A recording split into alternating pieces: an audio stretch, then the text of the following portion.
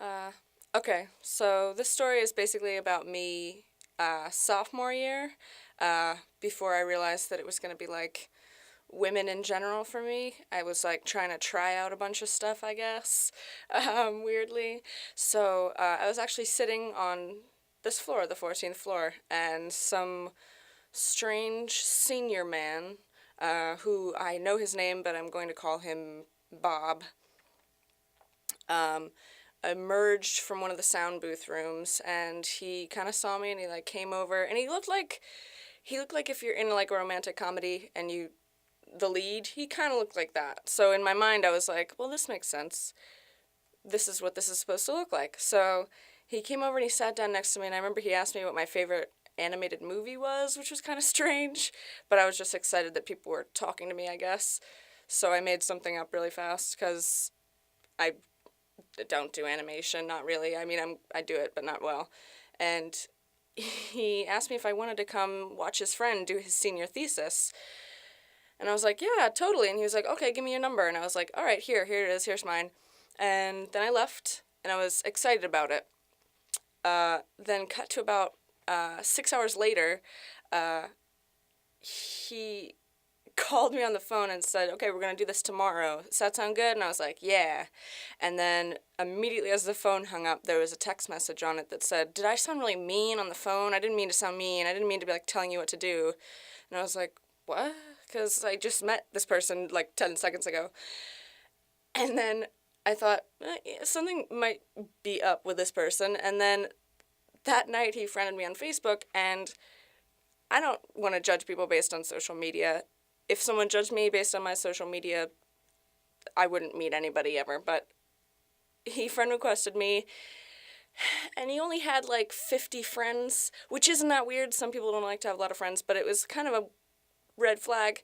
And then all his pictures were kind of like creepy film stills, and I was a little bit creeped out, and I showed my roommate, and she was like, yeah, she's definitely freaked out. So I texted him and said, I can't come tomorrow because my sister's getting married, which was the worst excuse, but it's all I had at the time because didn't know what I was doing.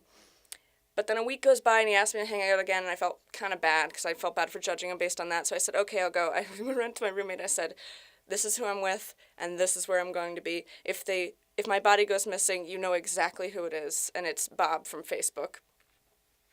So okay, I leave, and I meet him outside, and he's kind of dressed exactly the same as he was when we were on the 14th floor, which was a little bit suspicious. And we went to like a kind of an underground movie store, which was pretty cool. And but he kept on trying to give me his jacket, and it was very strange because I just met him, and it was like 90 degrees, and it was summer. And when we left the music store, we went to this park, and we sat down, and I was so uncomfortable. I was pretty much facing one way, and he was facing the other way. And he started telling me all these stories about how he actually painted portraits with essentially like feces. And I didn't ask any more questions, but I didn't need to because he kept talking about it for a really long time.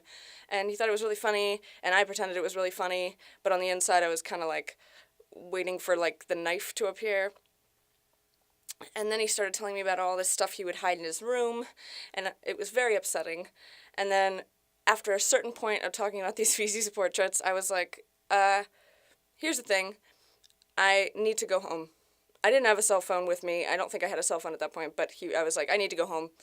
And he was like, okay, I didn't know I was keeping you here. And I was like, no, you're not. You're totally not. Yeah, so I need to go home. And then he was like, okay, we just need to stop real quick. And I was like, okay. And the first day I had met him, he had a bag of popcorn on him, but I hadn't thought anything of it. I just thought it was a quirky, like, romantic comedy thing, because everything I feel is based on movies. But anyway, he stopped at this popcorn store and got a giant bag of popcorn, and that's when I realized, oh my god, that's all this guy is eating is popcorn, and he's painting pictures with his own feces. Maybe, I don't know, it's all very strange. So I let him pick out his popcorn, and then he walked me home, and that was officially the last time I saw him. But I did get a text about 3 months later, and he asked me to do lighting on a film shoot about incest rape.